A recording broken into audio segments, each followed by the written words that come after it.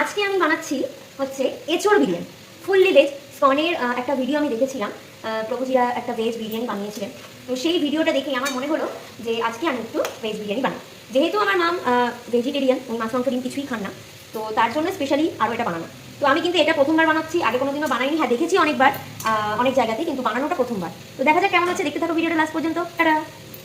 পুরোপুরি রেসিপিটা আমি তোমাদের সাথে শেয়ার করতে পারলাম না, যার কারণ হচ্ছে আমি নিজেই প্রথমবার ট্রাই করছিলাম।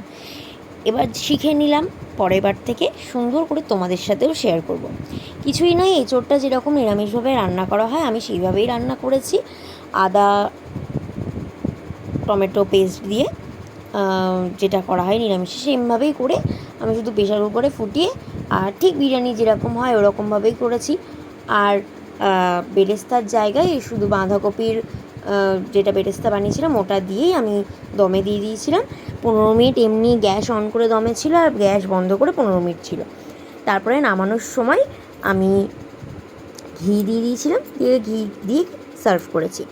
তো যাই হোক, যাদের যাদের জন্য করা হয়েছিল এবং যারা যারা খেয়েছে তারাই বলবে যে কেমন হয়েছে। কেমন হয়েছে? কেমন হয়েছে? দারুণ হয়েছে, জবাব নেই। কি বল? এঁচোড় বিরিয়ানি, পনির বিরিয়ানি। কেমন হয়েছে? মস্তি আছে? মস্ত হয়েছে, ভালো করে কথা বল। ভিডিওটা এখানেই শেষ করলাম। ভালো লেগে থাকলে লাইক কমেন্ট শেয়ার কিন্তু অবশ্যই করবে। দেখা হচ্ছে নেক্সট ভিডিওতে। টাটা।